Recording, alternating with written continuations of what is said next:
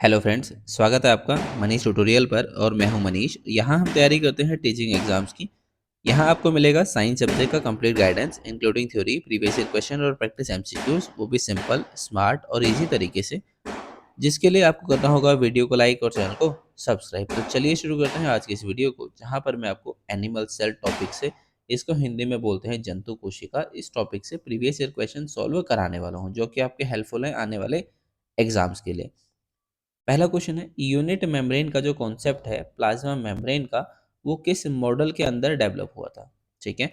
Option है fluid mosaic model, Robertson model, Gorter and Grendel model या Danielli and Davson model. तो जो plasma membrane का unit membrane वाला कॉन्सेप्ट है वो डेवलप हुआ था रॉबर्टसन मॉडल के अंदर, जो कि कब प्रपोज्ड है, 1959 में। तो आपका ऑप्शन नंबर बी जो है यहाँ पर करेक्ट आंसर होने वाला है। ठीक है। रॉबर्टसन ने कहा था कि जो ये प्लाज्मा मेम्ब्रेन है वो एक यूनिट मेम्ब्रेन है और ये ट्राई लैमिनर स्ट्रक्चर है। ठीक है। ट्राई लैमिनर स्ट्रक्चर है, ट्राई लैमिनर ये स्ट्रक्चर है, और ये सभी बायोलॉजिकल मेम्ब्रेन जो होती हैं इसी मॉडल से होती हैं। ठीक है। यूनिट मेम्ब्रेन होती हैं, जितनी भी प्लाज्मा मेम्ब्रेन है वो सारी यूनिट मेम्ब्रेन है और ये ट्राई लैमिनर है, ऐसा कहा था रॉबर्टसन ने। ठीक है। बाकी जो फ्लूइड मोजाइक मॉडल है ये दिया था सिंगर एंड निकोलसन ने। इसमें इन्होंने कहा था मेम्ब्रेन क्या है, मेम्ब्रेन एक फ्लूइड है और जिसमें जो प्रोटीन है वो फ्लोट करती है। ठीक है। प्रोटीन क्या है, तैरती रहती है, और ये बनी होती है लिपिड बाइलेयर में। प्रोटीन जो है वो फ्लोट करता है, लिपिड की जो बाइलेयर है उसमें प्रोटीन जो है फ्लोट करता है, ऐसा कहा है फ्लूइड मोजाइक मॉडल में, जो कि दिया है सिंगल एंड निकोलसन ने। ये एक डायनेमिक मॉडल है। ठीक है। ये एक बड़ा डायनेमिक मॉडल है जो इन्होंने दिया था सिंगर एंड निकोलसन ने। बाकी बात करते हैं गॉटर एंड ग्रेंडल की। तो इस वाले मॉडल में इन्होंने कहा था ये जो मेम्ब्रेन है, जो इन्होंने 1926 में मॉडल दिया था, इन्होंने बोला था मेम्ब्रेन जो है ये बनी होती है फॉस्फोलिपिड से। ठीक है। इन्होंने कहा था जो मेम्ब्रेन बनी है ये होती है फॉस्फोलिपिड बाइलेयर की, ये मेम्ब्रेन जो है वो बनी होती है। ठीक है। और डेनियली एंड डेविसन ने कहा था, ये इन्होंने जो मॉडल दिया है उस मॉडल का नाम है sandwich model, SANDWICH, sandwich model इस मॉडल का नाम है, जिसमें क्या होता है, प्रोटीन होती है, फिर लिपिड होता है बीच में, फिर बाहर दोबारा प्रोटीन होता है। तो ये बना होता है प्रोटीन,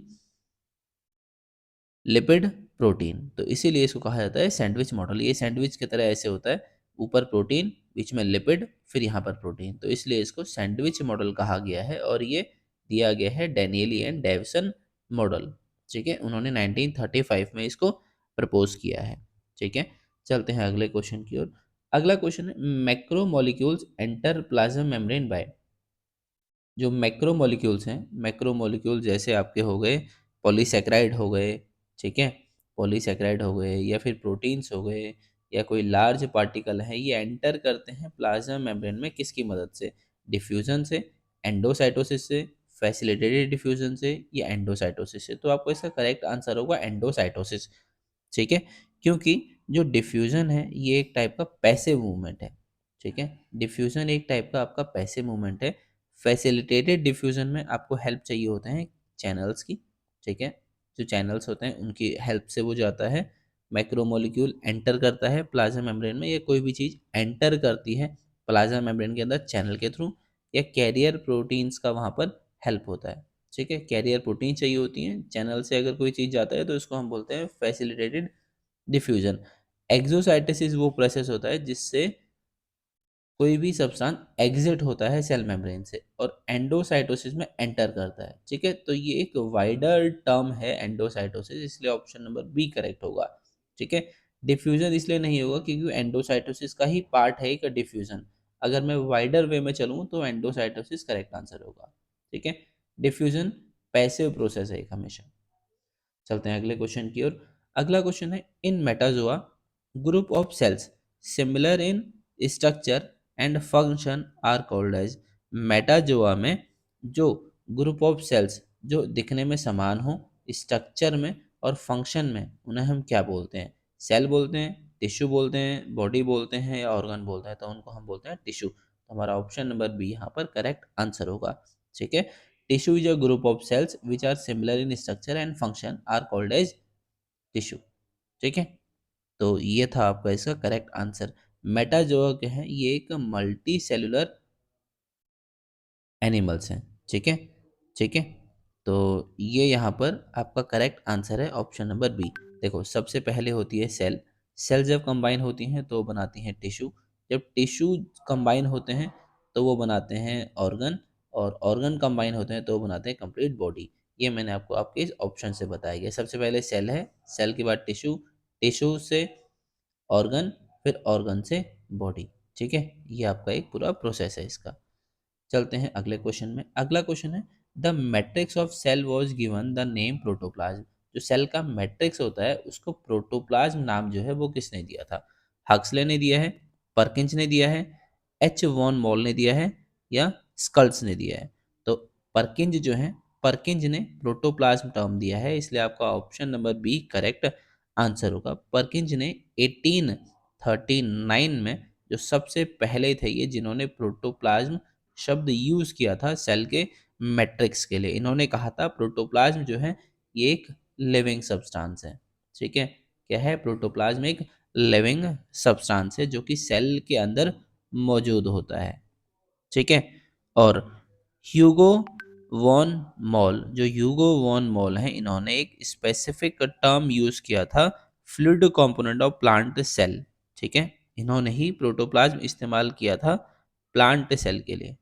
ठीक है, प्लांट सेल, इसके लिए फ्लूइड कंपोनेंट जो होता है इसका, प्लांट सेल का जो फ्लूइड कंपोनेंट होता है उसके लिए प्रोटोप्लाज्म शब्द यूज किया था। ठीक है, तो लेकिन सबसे पहले जब नाम लिया जाता है वो परकिंज का ही लिया जाता है। ठीक है, इन्होंने डिस्क्राइब किया था प्लांट सेल में प्रोटोप्लाज्म को। ठीक है, हक्सले जो है, हक्सले ने क्या किया है? हक्सले ने बोला है प्रोटोप्लाज्म क्या है? Physical basis of life. ठीक है, इन्होंने बोला है प्रोटोप्लाज्म क्या है? Physical basis of life, life का फिजिकल बेसिस है प्रोटोप्लाज्म। ठीक है, स्कल्स ने सेल थ्योरी के ऊपर काम किया हुआ है। ठीक है, सेल थ्योरी के ऊपर इन्होंने भी काम किया हुआ है। तो आपका ये चारों थे ऑप्शन। चलते हैं अगले क्वेश्चन की ओर। अगला क्वेश्चन है, जो शब्द है plasma lemma was given by, term plasma lemma was given by, शब्द प्लाज्मा लेमा किसने दिया है? नगेली एंड क्रैमर ने, जे क्यू प्लोव ने, डेंसली एंड डेवसन ने, या फिर रॉबर्टसन ने? तो जे क्यू प्लोव जो ऑप्शन नंबर बी है वो आपका करेक्ट आंसर है। जे क्यू प्लोव ने प्लाज्मा लेमा शब्द दिया है। ठीक है, इन्होंने प्लाज्मा लेमा, प्लाज्मा मेम्ब्रेन के लिए जो है वर्ड यूज किया है। ठीक है, नगेली एंड क्रैमर ने, नगेली एंड क्रैमर ने जो है ये प्लांट सेल थ्योरी के ऊपर इन्होंने काम किया है। प्लांट सेल थ्योरी के ऊपर इन्होंने काम किया है। ठीक है, डैनियल एंड डेविसन ने, मैंने आपको बताया था, प्रोटीन लिपिड प्रोटीन मॉडल दिया था, प्रोटीन लिपिड प्रोटीन मॉडल दिया था 1935 में। ठीक है, जबकि यार रॉबर्टसन की बात करते हैं तो रॉबर्टसन ने यूनिट मेम्ब्रेन मॉडल दिया था 1959 में। यह हम पिछले क्वेश्चन में डिस्क्राइब कर चुके हैं। अगला क्वेश्चन है, protein and RNA synthesis take place at, वो फेज बताओ जहां पर प्रोटीन और आरएनए दोनों एक साथ बनते हैं। G1 phase, G2 phase, S phase, M phase. तो ये दोनों बनते हैं G1 फेज में, प्रोटीन और आरएनए दोनों एक साथ बनते हैं। तो आपका ऑप्शन नंबर वन जो है वो करेक्ट आंसर होगा। G1 फेज को बोलते हैं गैप वन फेज, ये एक्टिव आरएनए और प्रोटीन सिंथेसिस यहाँ पर होता है। ठीक है, जबकि हम बात करते हैं एस फेज की, एस फेज में क्या होता है? डीएनए का रेप्लिकेशन होता है। ठीक है, एम फेज में क्या होता है? यहाँ पर सिर्फ माइटोसिस होता है। ठीक है, एम फेज में सिर्फ हमारा माइटोसिस देखने को मिलता है। जो G2 फेज होता है यहाँ पर प्रोटीन का सिंथेसिस होता है। ठीक है, G2 में बनता है प्रोटीन। ठीक है, चलते हैं अगले क्वेश्चन के ऊपर। अगला क्वेश्चन है, who discovered cell for the first time, सेल की खोज सबसे पहले किसने करी थी? रॉबर्ट हुक ने, रॉबर्ट ब्राउन ने, लियोन हुक ने, श्वान ने? तो जो रॉबर्ट हुक हैं इनको सेल की खोज का श्रेय जाता है, इसलिए option number A correct answer है। ठीक है, और कब डिस्कवरी करी है? 1665 में सेल की डिस्कवरी हुई है। ठीक है, इन्होंने माइक्रोस्कोप में जो कॉर्क होता है, कॉर्क, उसके अंदर सेल को देखा था। ठीक है, इन्होंने और वो छोटी छोटी सेल्स को कंपार्टमेंट बोला था या बोला था रूम्स। छोटे छोटे रूम्स होते हैं, इन्होंने बोला था वो छोटे छोटे रूम्स होते हैं जिनको बाद में सेल का नाम दिया गया। ठीक है, एंटोन वॉन लियोनहोफ की बात करते हैं तो इन्होंने सबसे पहले ऑब्जर्व करे थे लिविंग सेल को। इन्होंने सबसे पहले लिविंग सेल को देखा था। जब आप रॉबर्ट हुक की बात करते हैं तो उन्होंने डेड सेल को देखा था। ठीक है, लेकिन डिस्कवरी का श्रेय इन्हीं को जाता है। लिविंग सेल में इन्होंने देखा था यहाँ पर बैक्टीरिया या प्रोटोजोआ को इन्होंने देखा था। ठीक है, जो लिविंग सेल की डिस्कवरी का श्रेय लियोनहो को जाता है। श्वान का जो हम बात करते हैं तो इन्होंने सेल थ्योरी दी थी एनिमल्स के लिए। ठीक है, वहाँ पर इनका नाम आता है। सेल थ्योरी में कहीं ना कहीं ये इनसे रिलेटेड है, जब सेल थ्योरी एनिमल्स के लिए बनी थी। ठीक है, अब बात करते हैं आपका ऑप्शन जो है रॉबर्ट ब्राउन। रॉबर्ट ब्राउन ने न्यूक्लियस की डिस्कवरी करी है। ठीक है, न्यूक्लियस की। तो चलते हैं अगले क्वेश्चन के ऊपर। अगला क्वेश्चन है functional unit of Golgi complexes. Golgi complex का फंक्शनल यूनिट जो है वो क्या है? थाइलेकोइड है, क्रिस्टे है, सिस्टर्नी है या वेसिकल है? तो गोल्गी के फंक्शनल यूनिट को हम बोलते हैं सिस्टर्नी। तो आपका option number C correct answer है। गोल्गी कॉम्प्लेक्स जो है वो बना होता है series of flattened membrane bound sac, जिसको हम बोलते हैं सिस्टर्नी। ठीक है, थाइलाकोइड क्या होता है? थाइलाकोइड एक क्लोरोप्लास्ट का ऑर्गेनेली है, जहां पर क्या होता है आपका लाइट रिएक्शन होती है फोटोसिंथेसिस की। थाइलाकोइड में होती है लाइट रिएक्शन। ठीक है, क्रिस्टे जो होता है ये एक माइटोकॉन्ड्रिया का पार्ट है जो इंक्रीज करता है सरफेस एरिया एटीपी के प्रोडक्शन के लिए। ठीक है, या मैं ये कह सकता हूँ कि माइटोकॉन्ड्रिया की फोल्डिंग जो होती है या उसका जो एक पार्ट होता है उसको बोलते हैं क्रिस्टा। माइटोकॉन्ड्रिया के पार्ट को बोलते हैं क्रिस्टा। क्रिस्टा जो है माइटोकॉन्ड्रिया का पार्ट है। वेसिकल्स जो हैं ये रिलेटेड होते हैं सेल ट्रांसपोर्ट से, ये कैरी करते हैं मटेरियल को। ठीक है, लेकिन ये फंक्शनल यूनिट नहीं है किसी में भी। चलते हैं अगले क्वेश्चन की ओर। अगले क्वेश्चन में पूछा है inner mitochondrial membrane forms fold, these are called. Mitochondria की इनर मेम्ब्रेन बनाती है फोल्ड, उस फोल्ड को हम किस नाम से जानते हैं? सिस्टर्नी, क्रिस्टा, ऑक्सीजोम्स या प्लाज्मिड? ठीक है, तो जो इन माइटोकॉन्ड्रिया की अंदर वाली मेम्ब्रेन है जब वो फोल्ड हो जाती है तो हम उसको बोलते हैं क्रिस्टा। तो ऑप्शन नंबर बी आपका करेक्ट आंसर है। ठीक है, माइटोकॉन्ड्रिया की मेम्ब्रेन जो होती है अंदर वाली वो ऐसे अंदर को फोल्ड हो जाती है। ठीक है, ऐसे अंदर को फोल्ड हो जाती है, इसीलिए हम उसको बोलते हैं क्रिस्टा। ठीक है, CRISTAE, इसको हम क्रिस्टा बोलते हैं। माइटोकॉन्ड्रिया की इनर मेम्ब्रेन को जब वो फोल्ड हो जाती है और वो बनाती है फिंगर लाइक प्रोजेक्शन। ये क्या बनाती है? फिंगर लाइक प्रोजेक्शंस बनाती है, तो हम इसको बोलते हैं क्रिस्टा। ठीक है, ये सरफेस एरिया बढ़ाता है सेलुलर रेस्पायरेशन के लिए और एटीपी के प्रोडक्शन के लिए। जबकि हम बात करते हैं सिस्टर्नी तो ये गोल्गी बॉडी का पार्ट है। ठीक है, ऑक्सीजोम्स क्या होते हैं? ये माइटोकॉन्ड्रिया से रिलेटेड हैं। ठीक है, और ये करते क्या हैं? इनको F1 पार्टिकल्स भी हम जनरली कहते हैं, F1 पार्टिकल्स भी कहते हैं, और ये एटीपी बनाने में भी हेल्प करते हैं, या मैं बोलूँ ATP synthase particle found in Crysta. ठीक है, एटीपी सिंथेज पार्टिकल्स जो होते हैं वो क्रिस्टा में पाए जाते हैं। प्लाज्मिड जो है ये एक सर्कुलर डीएनए होता है। प्लाज्मिड क्या होता है? ये एक क्या होता है? सर्कुलर डीएनए होता है जो कि बैक्टीरिया में जनरली पाया जाता है। बैक्टीरिया क्या होते हैं? प्रोकार्योट्स होते हैं। ठीक है, अगला क्वेश्चन है which of the following type of cisternae make up the Golgi complex. कौन सा टाइप का सिस्टर ने गोल्गी कॉम्प्लेक्स बनाता है? अनपोलराइज्ड, रेटिकुलेट, पोलराइज्ड या रफ?